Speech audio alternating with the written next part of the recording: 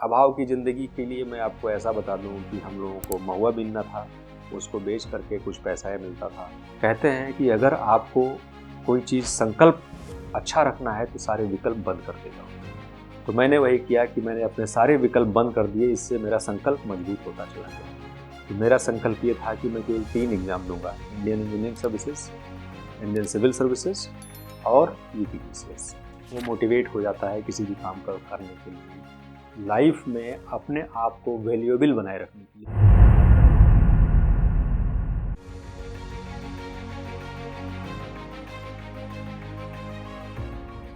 नमस्कार, मेरा नाम रणविजय है। मैं नवोदय विद्यालय फैजाबाद अयोध्या 1986-1993 बैच से हूँ। मैं वर्तमान में भारतीय रेल सेवा में कार्यरत हूँ। सन 2000 में भारतीय रेल सेवा में मैं आया था और अभी मुझे इसमें नौकरी करते हुए लगभग 24 साल से ऊपर हो गए। तो दोस्तों, आज मैं आपको इस यात्रा पे ले चलूँगा जो मैंने इस दरमियान अपनी पढ़ाई के और उसके बाद नौकरी के दौरान किया है। वहाँ पे मैं आपको ले चलूँगा। तो सबसे पहले आपको ले चलते हैं कि हमारा बचपन कैसा था। मेरा जन्म 1977 में हुआ था और फैजाबाद से लगभग 35-40 किलोमीटर दूर एक गांव था, कटौना खपराडी। वहाँ मैं पैदा हुआ था 77 में। गांव जैसा उस वक्त के होते थे वैसा ही था। बहुत ढेर सारे लोगों को तो ये एहसास नहीं होगा कि कैसा था, तो मैं वो बताना चाहूँगा। हमारा जन्म जिस घर में हुआ था उसमें 18-19 लोग थे। मेरे पिताजी 3 भाई थे, उनकी कुछ बहनें थीं जो तब तक अनमैरिड थीं। मेरे बाबा दादी, मेरे चाचियाँ चाचा सब लोग थे। तो 18-19 लोगों का घर था। 12 बीघे गांव वाले कच्चे बीघे की हमारी खेती थी। कुछ बाग बगीचे साझे थे वहाँ पे। तो वो ज़िंदगी ऐसी थी जिसमें ऐसा नहीं कह सकते कि खाने की समस्याएं थी या किल्लतें थी, लेकिन ऐसा भी नहीं कह सकते कि उसमें बहुत समृद्धि थी। मतलब वो थी एक अभाव की ज़िंदगी। अभाव की ज़िंदगी के लिए मैं आपको ऐसा बता दूं कि हम लोगों को महुआ बीनना था। महुआ एक जो फल था उसको बेच करके कुछ पैसा मिलता था। नीम बीनने होते थे, नीम बीन करके धो करके सुखा करके उसको बेचते थे, कुछ रुपए मिलते थे। घर में उन दिनों इतने ढेर सारे लोगों के बीच में केवल 2 साइकिलें थीं। इसके अलावा जो खेती बाड़ी थी वो साझे रूप में हम लोगों को करनी थी। उस ज़िंदगी में ऐसा नहीं कह सकते कि कोई बहुत अभाव खाने पीने का था, लेकिन अदरवाइज उसमें काफ़ी अभाव था। बहुत अच्छा पहनने को नहीं था, चलने के लिए चप्पल नहीं थे, जहाँ भी जाना था पैदल ही जाना था, नंगे पाँव ही जाना था। पानी पीने के लिए कुआँ था घर में, वहीं से पानी खींच के पीना था। बिजली नहीं थी, ढिबरिया जला करके, लालटेन जला करके जो भी पढ़ाई करनी थी वो उससे पढ़ाई करनी थी। पढ़ने के लिए हमारे पास में बड़ी मुश्किल से किताबें जुटती थी, वो भी मांग के। जो लोग सीनियर लोग निकल जाते थे क्लासेस से, उनसे मिल जाती थी किताबें। कॉपीज़ का स्थान जो है तख्तियाँ होती थी। तख्तियाँ अभी तो कोई देखता नहीं, जानता भी नहीं। तख्तियाँ होती थी, तख्तियों पे दुधियों से लिखा जाता था, घोल करके उससे सेठे की पेन बनाई जाती थी और उससे लिखा जाता था। फिर दूसरा लिखना है तो उसको मिटा दिया जाता था, मिटाने के बाद में फिर उससे लिखना होता था। उन दिनों गांव में बहुत स्कूल नहीं होते। एक गांव के 7-8 किलोमीटर के दायरे में कोई एक प्राइमरी स्कूल होता था। वही प्राइमरी स्कूल सरकारी स्कूल होता था जो लोगों को कैटर करता था। ज़्यादातर लोगों को जो पढ़ाई करनी होती थी प्राइवेट मैनेजमेंट वाले कुछ स्कूल होते थे, जिन लोगों ने बच्चों की शिक्षा के हिसाब से कुछ स्कूल बना लिए थे। तो ज़्यादातर लोग उनमें पढ़ते थे। उनकी मान्यता थी कि नहीं थी ये सब भी जो है कह पाना मुश्किल था, या शायद उनको जो है 8वीं तक की शिक्षा बिना मान्यता के देने का अधिकार था। तो गांव में ही एक हमारा स्कूल था, हम लोग नकईगंज कहते थे। वहाँ एक मास्टर जो है वो गांव वाले ही थे, वो पढ़ाते थे। वहीं पे हमने जो है पढ़ना शुरू किया था। शुरू कक्षा 3 तक वहाँ पढ़ाई की थी। फिर जो है वो थोड़ा सा दूर, वहाँ से 2-2.5 किलोमीटर दूर एक दूसरा स्कूल था प्राइवेट, वहाँ पे मैं जाने लगा क्योंकि मेरे पिताजी प्राइवेट स्कूल में पढ़ाते थे। तो वो पढ़ाते थे तो वहाँ पे हमको ले गए। तीसरे के बाद, तीसरा मतलब लगभग शुरू ही हुआ था, तो तीसरे से हमने जो है वहाँ पढ़ाई शुरू कर दी। वहाँ की पढ़ाई में ये था कि वहाँ अध्यापक ज़्यादा थे, डिसिप्लिन थोड़ा ज़्यादा अच्छा था, लेकिन पढ़ाई के लिए जो अध्यापक थे उनकी मैं ये नहीं कहूँगा कि वो बहुत ही ट्रेंड या बहुत अपने विषयों के अच्छे अध्यापक थे, लेकिन फिर भी वहाँ पे एक पढ़ाई का थोड़ा माहौल बेहतर था। उस स्कूल तक भी हमें पैदल ही जाना था 2 किलोमीटर। बिना चप्पलों के जाना था, बिना टिफ़िन बॉक्स के जाना था।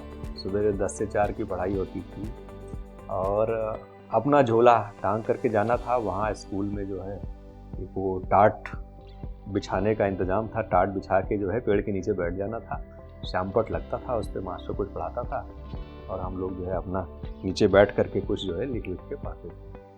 अगर बरसात आ जाए तो कहीं भाग के छुप लेना था, ना जो है छाता था, ना कोई और इंतज़ाम था। पिताजी ने जो है वो एक शीट ऑफ प्लास्टिक काट के दे दिया था घर के सभी लोगों को, ये ले जाओ, कहीं हो तो ऊपर टांग लेना अपने, इस तरीके से बच जाना। तो हमारी जो बचपन की पढ़ाई थी वो इस तरह हो रही थी। फिर उसी वक्त 1986 में नवोदय विद्यालय का समाचार मिला न्यूज़ में। अच्छा, पहले तो रेडियो एक ऐसा साधन था जिससे न्यूज़ मिल जाती थी, ना कोई अखबार पढ़ता था, ना कोई टीवी था, किसी के पास बिजली थी ही नहीं, तो टीवी की तो बात ही क्या करें आपको। तो उस तरीके से रेडियो पे एक दिन मेरे पिताजी ने खबर सुना कि एक ऐसा आवासीय विद्यालय केंद्र सरकार खोलने जा रही है जिसमें बच्चों को मुफ्त शिक्षा दी जाएगी कक्षा 6 के बाद से। तो उन्होंने फिर पता करना शुरू कर दिया कि ये स्कूल है कहाँ, क्योंकि पिताजी मेरे पढ़े लिखे थे और शिक्षक थे वहाँ पे उसी स्कूल में जिसमें मैं पढ़ने जा रहा था।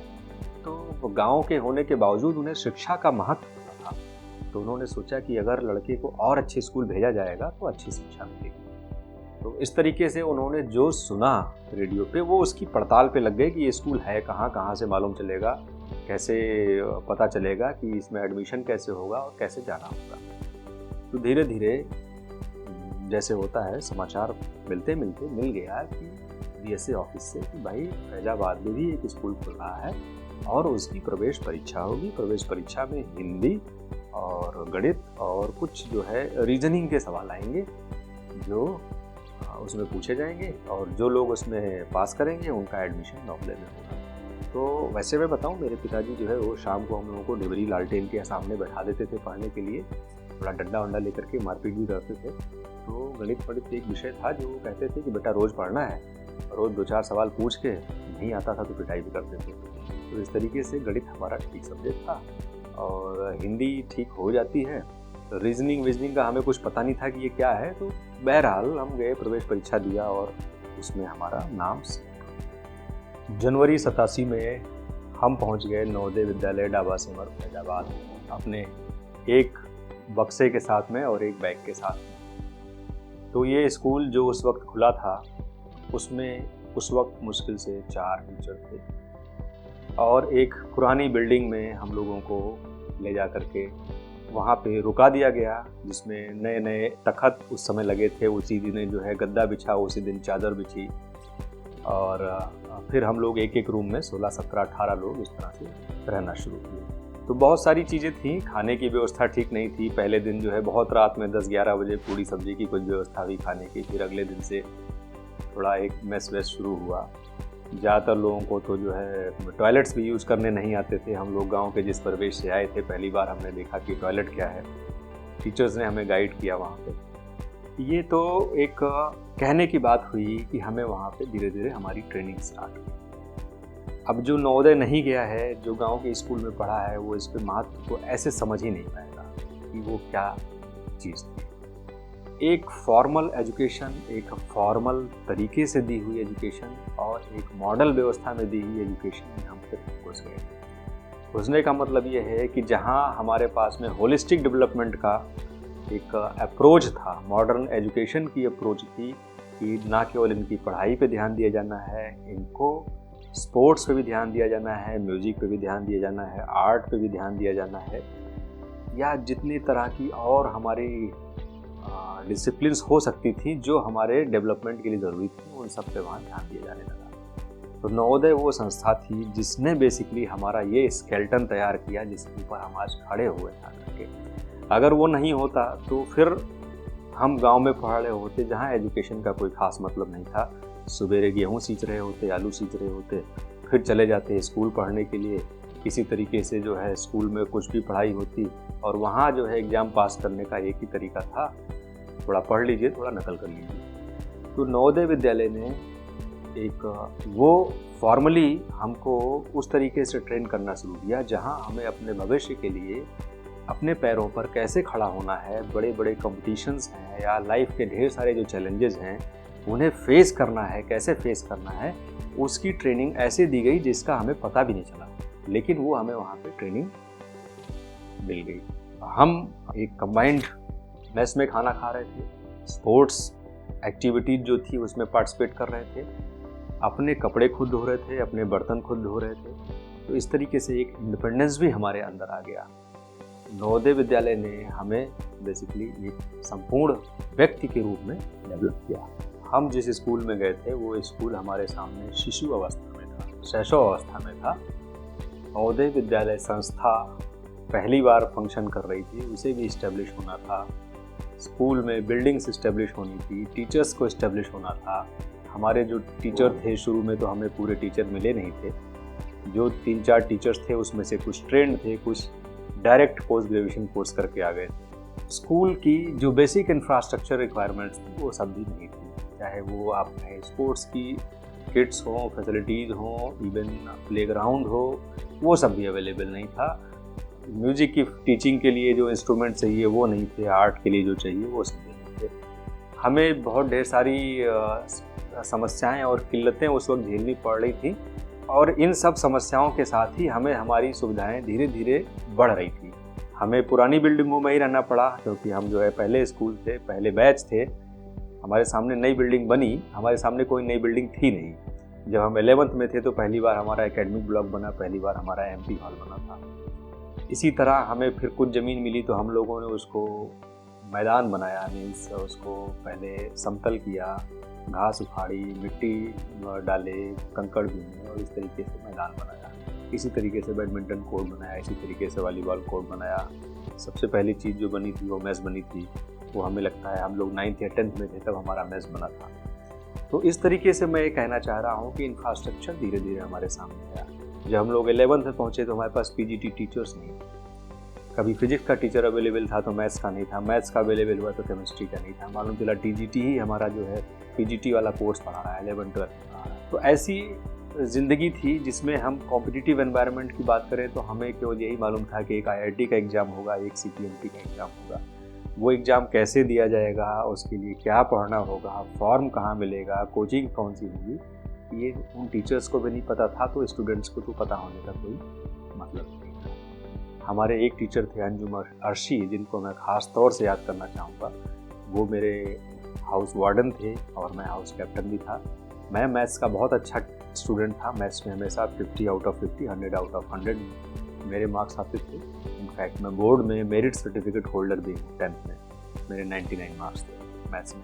वो मैथ्स के टीचर थे, पीजीटी थी, वो मुझे बहुत लाइक करते थे और उन्होंने मुझे बहुत ढेर सारा गाइडेंस दिया कि मैथ्स को के लिए कैसे अप्रोच किया जाए, किन किताबों से पढ़ा जाए।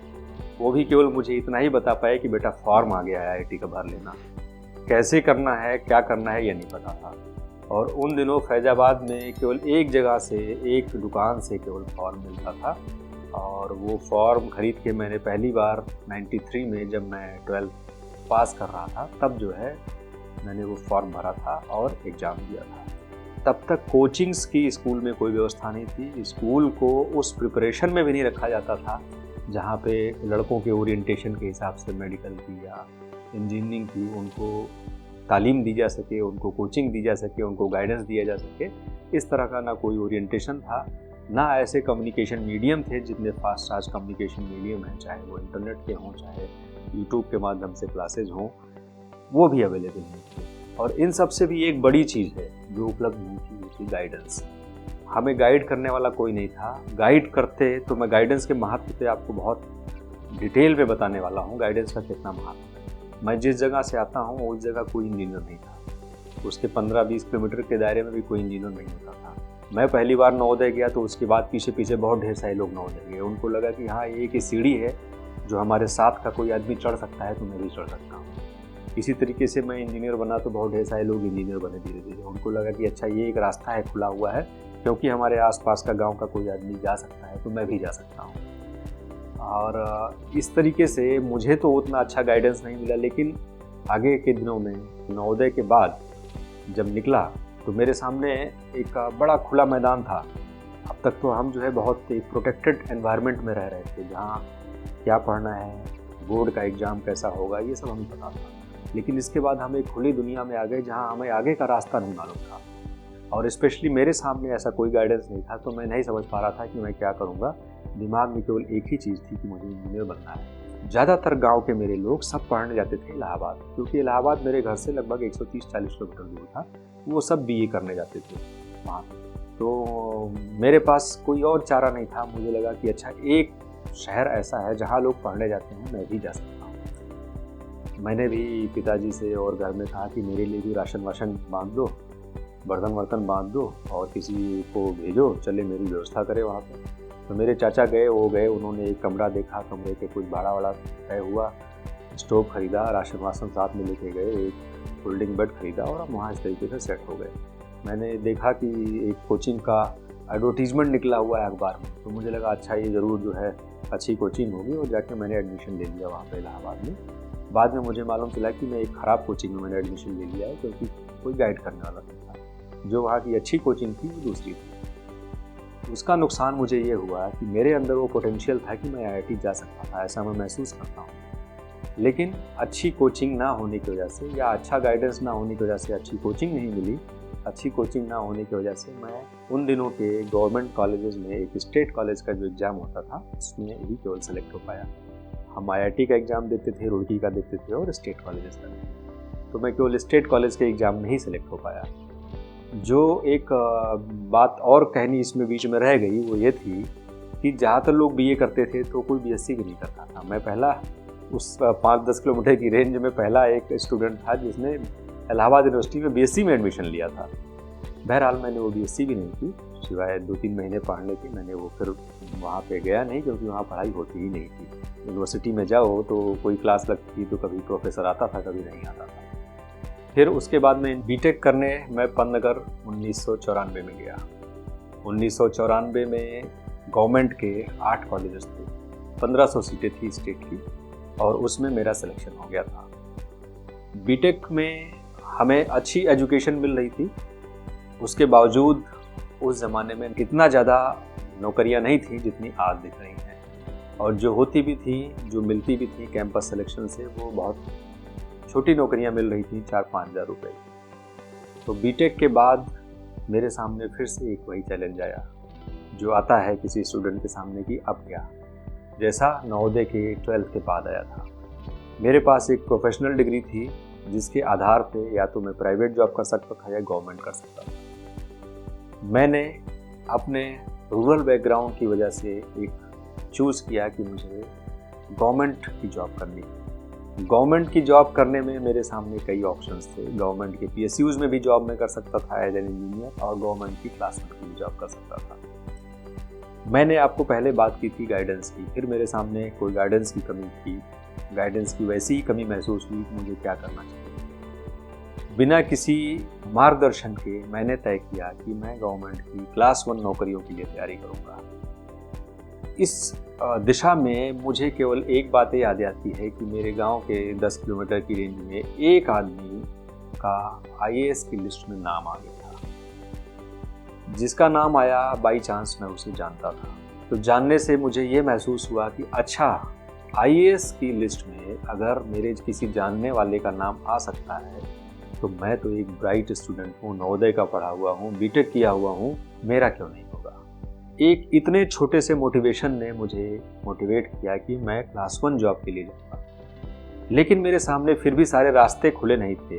रास्ते वो नहीं थे जिन पे कोई चल के गया हो और मुझे पता हो कि कैसे जाना है। बीटेक करने के बाद मैंने अपने एक फ्रेंड को पटाया। मैंने कहा कि तुम चल रहे हो अगर तैयारी करने तो मुझे भी ले चलना। वो थोड़ा अच्छे घर से था, पढ़े लिखे लोग उसके घर में ज़्यादा थे, नौकरियों में, सरकारी नौकरियों में लोग थे।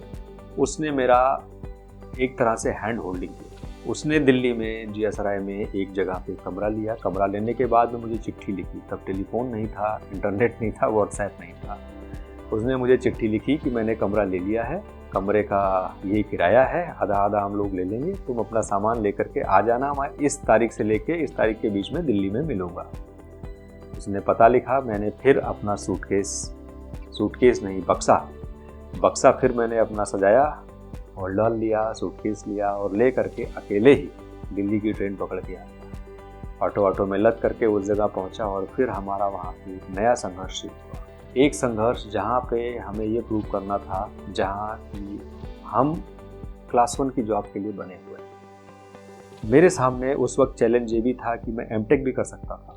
एमटेक करने के लिए गेट का एग्ज़ाम देना था। ज़्यादातर लोग, मेरे साथ के लोग गेट का एग्ज़ाम दे रहे थे, क्योंकि गेट के एग्ज़ाम से उन्हें फिर अच्छी जॉब्स मिल जाती हैं। कुछ लोग PSUs की जॉब कर रहे थे, NTPC, NHPC की, पावर ग्रिड, इन सब की भी कर रहे थे, क्योंकि वहाँ भी जॉब्स अच्छी थी, सैलरी अच्छी थी।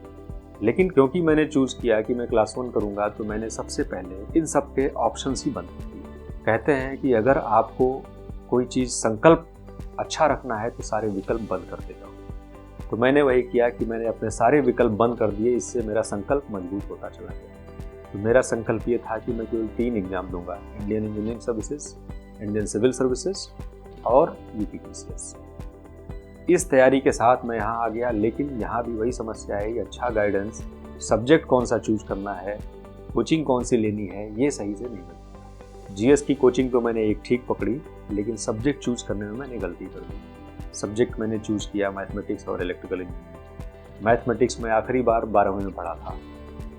सिविल सर्विसेज के एग्ज़ाम में मैथमेटिक्स PG लेवल का, UG लेवल का लिखित तौर पे और अदरवाइज PG लेवल का आता है।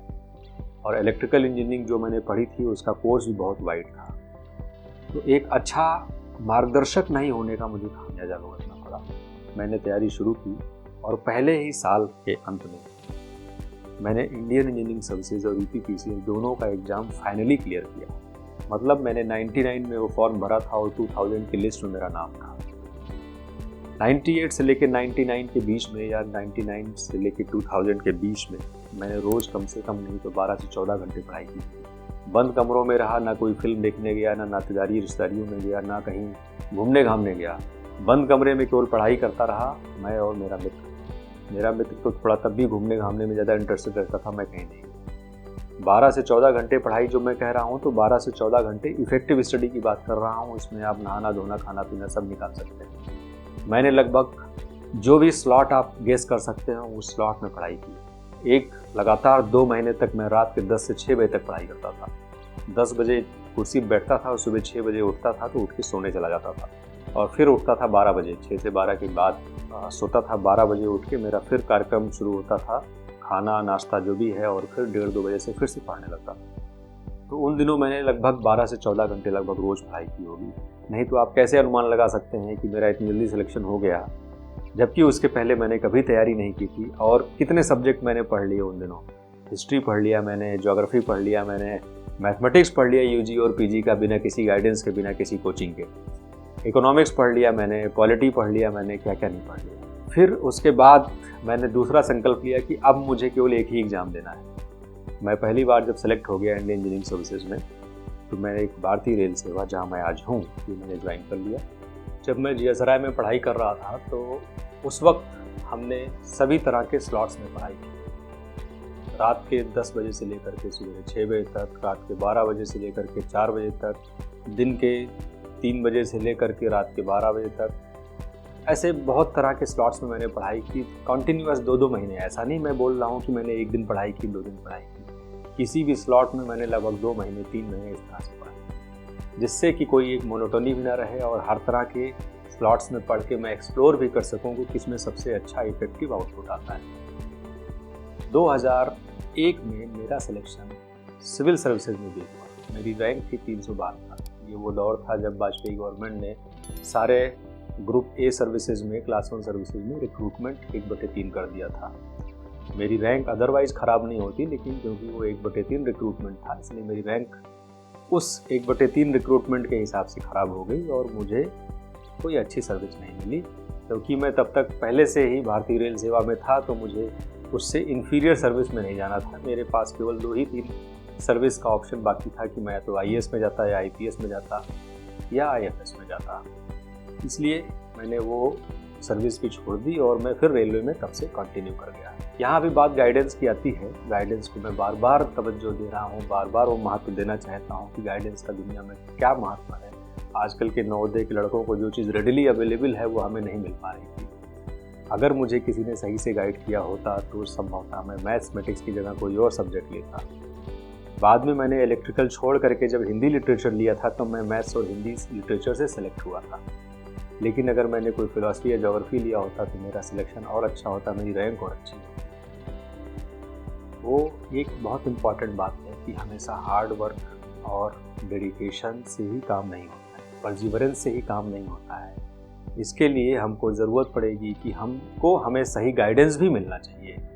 अगर मेरे पास किसी ने सही मार्गदर्शन दिया होता और मैंने मैथमेटिक्स की जगह पे, मैथमेटिक्स उन दिनों का बहुत ही ख़राब सब्जेक्ट था, अगर मैंने मैथमेटिक्स की जगह फिलॉसफी, ज्योग्राफी, साइकोलॉजी जैसा सब्जेक्ट लिया होता जो कि छोटा भी होता और जिसमें बहुत ज़्यादा पढ़ना भी नहीं था, तो मेरी रैंक कहीं होती। ये बात केवल जो है मार्गदर्शन की। इतनी जद्दोजहद के बाद मेरा सिलेक्शन जो भी हुआ, उसके बाद मैं भारतीय रेल सेवा में तब से कंटिन्यू कर रहा हूँ। बहुत स्टेशंस पे मेरी पोस्टिंग रही है, वर्तमान पोस्टिंग मेरी दिल्ली में है। एक्सपीरियंस के आधार पे मैं ये कहना चाहता हूँ कि आदमी को जीवन में हार्ड वर्क तो करना ही पड़ेगा। There is no substitute to hard work. जो कुछ भी आप बनना चाहते हैं, सबसे पहले तो अपना लक्ष्य तय कर लीजिए कि मैं ये बनना चाहता हूँ, और लक्ष्य कभी भी छोटा नहीं रखना चाहिए। अगर आप लक्ष्य छोटा रखेंगे तो आपने ये ऊंचाई अपने लिए तय की है तो आप शायद यहाँ पे आके टिकेंगे। हो सकता है आप उस ऊंचाई तक भी पहुँचे, हो सकता है उससे भी ऊंचा पहुँचे। लेकिन अगर आपने लक्ष्य ही छोटा तय किया है तो आप निश्चय है कि उससे ऊपर तो जा ही नहीं सकते, उससे नीचे ही आएंगे। इसलिए हमेशा अपना लक्ष्य जो है तय करना चाहिए। लक्ष्य तय करने के बाद में एक बहुत ज़रूरी चीज़ है जीवन में, उसको कहते हैं पैशन। पैशन कहने का मतलब ये होता है, मैं पैशन को बहुत बार एक्सप्लेन करने की कोशिश करता हूँ लोगों को कि क्या होता है पैशन।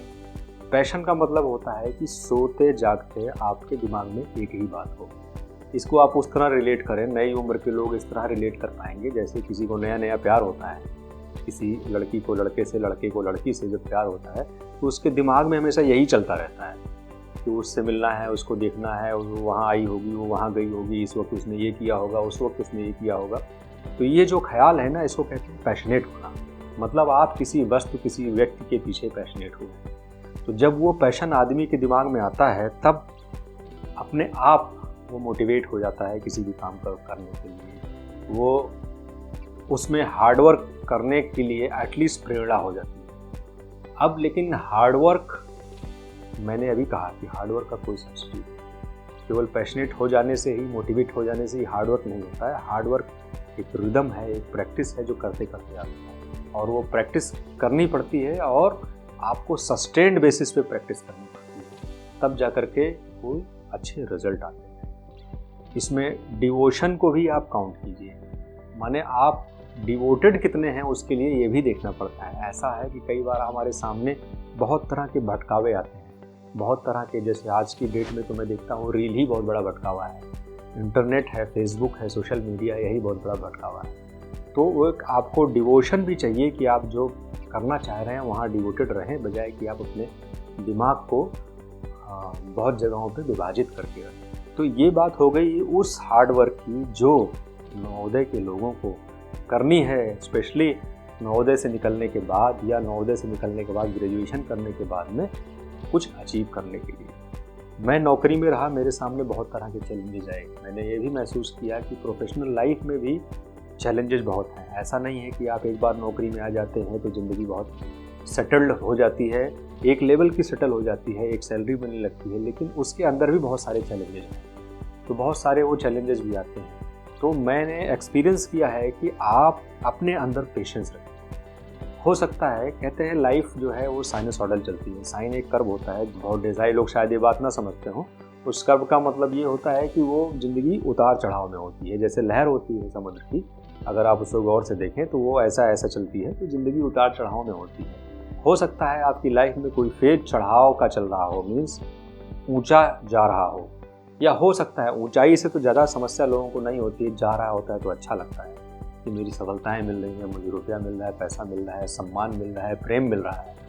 लेकिन जब आदमी का जो है उतार होता है, जब नीचे जा रहा होता है और कॉन्टीन्यूसली कुछ भी करने के बाद देखते हैं कि आपका ग्राफ नीचे ही जा रहा है, नीचे ही जा रहा है, तो ये याद रखिए कि हर जो चीज़ नीचे जाएगी वो भी एक दिन उठेगी, क्योंकि नीचे जाने का भी एक अधिकतम वैल्यू है कि कितना नीचे जा सकता है। लेकिन वो पेशेंस रखना होगा हमें, वो धैर्य रखना होगा कि हम वहाँ पे अपने आप को कम से कम अपने पैर मजबूती से रखे रहें, ना हम उस गम में, उस दुख में बह नहीं जाएं, कोई ऐसे वैसे कदम ना उठा लें जो सेल्फ डिस्ट्रक्टिव हों, सुसाइडल हों, इस टाइप के कोई काम ना करें। गणित का एक सिद्धांत है, मैं गणित का स्टूडेंट हूँ तो मैं बताता हूँ कि एक कहते हैं कि किसी भी कर्व का it will always have a maxima and minima. Her curve में, जिंदगी एक कर्व है, किसी की सीधी लाइन में नहीं चलती है। हर कर्व की जो है there will be one maxima, there will be one minima, मतलब एक अधिकतम होगा, एक न्यूनतम होगा। अगला सिद्धांत ये कहता है there will always be a maxima after one minima, मतलब अगर एक मिनिमा आया है तो उसके बाद फिर एक मैक्सिमा आएगा, वो चाहे लोकल मैक्सिमा ही हो लेकिन एक आएगा। तो ये एक सिद्धांत है कि आपको मजबूती से डटे रहना है। मैंने अनुभव से बताया कि आपको सफलता के लिए क्या चाहिए। सफलता मिल जाने के बाद में सफलता पे टिके रहने के लिए और ज़िंदगी में और सफल होने के लिए, व्यावहारिक रूप से सफल होने के लिए भी कुछ चीज़ों की ज़रूरत होती है। जैसे आदमी को जेंटल होना चाहिए। एक बहुत बड़ी क्वालिटी है जेन्युइन होना। जेन्युइन और फेक आज की डेट में ऐसा बहुत इम्पोर्टेंट हो गया है कि आप कितने जेन्युइन हैं, कितने फेक हैं, ये बात बहुत जल्दी लोग महसूस कर लेते हैं या कुछ दिनों में महसूस कर लेते हैं। जेन्युइननेस होने का मतलब है कि आपकी पर्सनालिटी में कहीं भी शैलोनेस नहीं होनी चाहिए। आपके थॉट्स में, आपकी बातों में, आपके एक्शन में, बिहेवियर में वो क्लैरिटी दिखनी चाहिए। आप क्या सोचते हैं, यूं ही किसी का मजाक नहीं उड़ाते हैं, यूं ही कोई बात हल्के में नहीं कहते हैं, जो आप नहीं करना चाहते हैं वो नहीं कहेंगे। ये एक इम्पॉर्टेंट एस्पेक्ट है लाइफ का, अगर आप सफलता के पायदान पे टिके भी रहना चाहते हैं। नहीं तो सफलताएं तो मिल जाती हैं और सफलताएं तो धूमिल भी होते वक्त होने में समय नहीं लगता है। ऐसा ही एक इम्पॉर्टेंट एस्पेक्ट है एथिक्स। हमेशा लाइफ में एथिक्स रहिए। कम से कम वो व्यवहार दूसरों से मत कीजिए जो आप अपने लिए नहीं चाहते। जो नहीं चाहते हैं कि आपको कोई इस तरह से चीट करे, आपको कोई किसी मैनर में जो है बेइज्जत करे, इंसल्ट करे, वैसा व्यवहार दूसरों के साथ भी मत कीजिए। ये बहुत ज़रूरी है कि आपको तभी हमेशा एक रिस्पेक्ट मिलेगा, एक सम्मान मिलेगा। आपकी एक वर्ड है अंग्रेजी में गुडविल, गुडविल कहते हैं। गुडविल कहने का मतलब होता है कि जब रणविजय नहीं है, उसके पीछे भी उनके बारे में अगर बात हो तो लोग अच्छा कहें, लोग ये कह सकें कि हाँ वो आदमी अच्छा है, उसकी कही बात पर विश्वास किया सकता है। अगर वो कुछ कह रहा है तो उसको आप मान सकते हैं, अगर वो आपसे कुछ मांग रहा है तो आप दे भी सकते हैं, वो आपको लौटा देगा। इसको कहते हैं गुडविल जनरेट करना। तो व्यवहार में ये सब चीज़ें भी लाना बहुत आवश्यक है सफल होने। एक और इम्पॉर्टेंट एस्पेक्ट है जो बहुत ज़रूरी है लाइफ में, अपने आप को वैल्यूएबल बनाए रखने के लिए। वैल्यूएबल कहने का मतलब है कि अगर आप चाहते हैं कि आप हमेशा वैल्यूड रहें, डिमांड में रहें, सॉट आफ्टर रहें, तो आपको क्या करना चाहिए, उसको कहते हैं स्पेशलाइजेशन। हर आदमी जनरलाइजेशन पे ज़्यादा ध्यान देता है, मुझे नौकरी मिल जाए, मैं ऐसा कर लूँ, बिजनेस कर लूँ, ये कर लूँ। लेकिन जो लोग किसी भी तरह का स्पेशलाइजेशन डेवलप करेंगे, चाहे वो मैकेनिक हो, चाहे वो टेक्नीशियन हो, चाहे वो साइंटिस्ट हो, चाहे वो लिटरेचर का हो, फिलॉसफी का हो, किसी भी चीज़ का हो, एनवायरनमेंट का हो, उनकी हमेशा डिमांड होगी, उनको लोग ढूंढते हुए आएंगे। जैसे आप मान लीजिए कि आपके शहर में एक अच्छा सर्जन है तो हमेशा डिमांड में होगा, उसको लोग ढूंढते हुए आएंगे, 2-4 जिलों से लोग ढूंढ के आएंगे, कौन है भाई ये अच्छा सर्जन जो है, जो अच्छी सर्जरी करता है। इसलिए स्पेशलाइजेशन लाइफ में बहुत इम्पॉर्टेंट है। आप हमेशा स्पेशलाइजेशन पे गौर कीजिए। नौकरी करते हुए मैंने आपको बताया कि मेरे अचीवमेंट्स रहे। मैंने सिविल सर्विसेज क्वालिफाई किया, इंजीनियरिंग सर्विसेज क्वालिफाई किया, UPPCS क्वालिफाई किया। 2 एग्ज़ाम तो एक ही अटैम्प्ट दिए, तीसरा एग्ज़ाम मैंने 3 अटैम्प्ट दिए। सिविल सर्विसेज के भी मैंने चौथा अटैम्प्ट नहीं दिया। इसके बावजूद मैं ये कहूँगा कि हमेशा अपग्रेड करते रहिए अपने आप को। ऐसा नहीं है कि सफलता का एक ही सोपान आपको अचीव करना था, आपको एक ही उपलब्धि हासिल करनी थी और उसके बाद वहीं ठहर जाना चाहिए जीवन। मेरा जीवन ठहरा नहीं है, मेरा जो उपलब्धि वहाँ पे थी उसके बाद भी मैं अपने आप को सतत एक्सप्लोर कर रहा हूँ, अपने अंदर अभी झांक रहा हूँ, मेरे अंदर और क्या है और मैं और क्या कर सकता हूँ। इस दिशा में कहीं मैंने महसूस किया कि मेरे अंदर एक राइटिंग टैलेंट भी है। फिर मैंने 5 किताबें भी लिखी हैं। नवोदय के ढेर सारे लोगों को तो पता होगा कि मैंने 2 कहानी संग्रह, 2 उपन्यास और 1 यात्रा संस्मरण लिखा है। नवोदय के बहुत ढेर सारे लोग तो नहीं पढ़ते, ये भी एक दुख की बात है। पढ़ना लिखना छोड़ना नहीं चाहिए। मैं ये नहीं कह रहा हूँ आप मेरी किताब पढ़िए, मैं सिंपली ये कह रहा हूँ पढ़ते लिखते रहिए, पढ़ना लिखना नहीं छोड़ना चाहिए। क्योंकि पढ़ने लिखने से ही आप नवोदय में गए थे, और पढ़ने लिखने से ही आपका अवेयरनेस का जो दायरा है वो बढ़ेगा। और जब आप अवेयर होते हैं तो मैंने अभी कहा था ना, आदमी की पर्सनालिटी जेन्युइन होनी चाहिए। जब आप अवेयर होते हैं तो आपके अंदर से धीरे धीरे शैलोनेस चला जाता है। जिसके पास ज्ञान ज़्यादा होता है उसके पास से अहंकार भी नहीं होता है, तो धीरे धीरे अहंकार भी नहीं विनम्र हो जाता है। क्योंकि उसको मालूम है कि उससे भी ज़्यादा ज्ञानवान लोग दुनिया में हैं, और कौन आदमी कब कौन सी बात, कितनी अच्छी बात और कितने ज्ञान की बात आपको बता देगा, ये आपको पहले से पता नहीं होगा। तो इसलिए अवेयरनेस के लिए, नॉलेज के लिए, अपनी पर्सनालिटी में इम्प्रूवमेंट के लिए, शैलोनेस हटाने के लिए आप हमेशा पढ़ते लिखते रहिए, अपने आप को मांझते रहिए और सुधार करते रहिए। नवोदय विद्यालय के बहुत ढेर सारे बच्चे हर साल निकल रहे हैं। 12th पास करने के बाद में अचानक से जैसे खुले समंदर में छोड़ दिया जाता है, उसके बाद उनको कौन से आइलैंड पे जाना है, उन्हें कौन से द्वीप पे जाना है, ये पता नहीं चलता। मोटिवेशन की एक बहुत कमी मिलती है, गाइडेंस की बहुत कमी मिलती है। नवोदय टॉक एक ऐसा प्लेटफॉर्म हमारे मित्रों ने चलाया है जिससे बहुत ढेर सारे अचीवर्स को वो इस प्लेटफॉर्म पे लेके आते हैं। उनकी लाइफ स्ट्रगल्स के बारे में हम जानते हैं, और उनके जानने से उनके वो रास्ते, उनकी जर्नीज़ भी पता चलती हैं, जिसके माध्यम से वो किसी एक उपलब्धि तक पहुँचे। इसमें एक बहुत इम्पॉर्टेंट एस्पेक्ट ये आता है कि एक नवोदय कर सकता है कि दूसरा क्यों नहीं कर सकता। ये जज्बा अपने आप दूसरे नवोदय में पैदा हो जाता है कि अगर इन भैया ने ये चीज़ हासिल की है, इन दीदी ने ये चीज़ हासिल की है, तो मैं भी कर सकता हूँ। बहुत ढेर सारे लोगों की लाइफ स्ट्रगल्स एक जैसी होती हैं। बहुत ढेर सारे लोग नवोदय में जो आए हैं उनके जीवन में अभावों का ही समावेश ज़्यादा रहा है, अभाव ही ज़्यादा रहे हैं, और उन अभावों से वो कैसे कहीं तक पहुंच सकते हैं, वो जर्नी आपको अपने अंदर खुद दिखाई देगी कि अच्छा यही परिस्थिति है तो मेरी भी है, और मैं ये करके वहाँ तक पहुँच सकता हूँ। इसमें लोगों से जो लोग वहाँ तक पहुँचे हैं उनके नाम, उनके डेजिग्नेशन, उनका current place of working, posting या रेजिडेंस मालूम हो जाता है, जिनसे अपने आप जुड़ करके और फर्दर गाइडेंस भी आ सकता है। तो इस वजह से मैं नवोदय टॉक जो प्लेटफॉर्म है, मैं उस प्लेटफॉर्म को बहुत बहुत धन्यवाद करता हूं, और उसकी बहुत बहुत बहुत प्रशंसा करता हूं कि उसने ये इस मंच से नवोदय के लोगों को गाइड करने का, मोटिवेट करने का काम किया है। मैं ढेर सारे लोगों को आह्वान भी करता हूं कि इस प्लेटफॉर्म पे आप आइए, इनसे जुड़िए, इन लोगों से जुड़िए और अपनी कहानी शेयर कीजिए, जिससे आप दूसरों के लिए भी प्रेरणा स्रोत बने और किसी के जीवन के अंधेरे में एक दिया रोशन हो सके।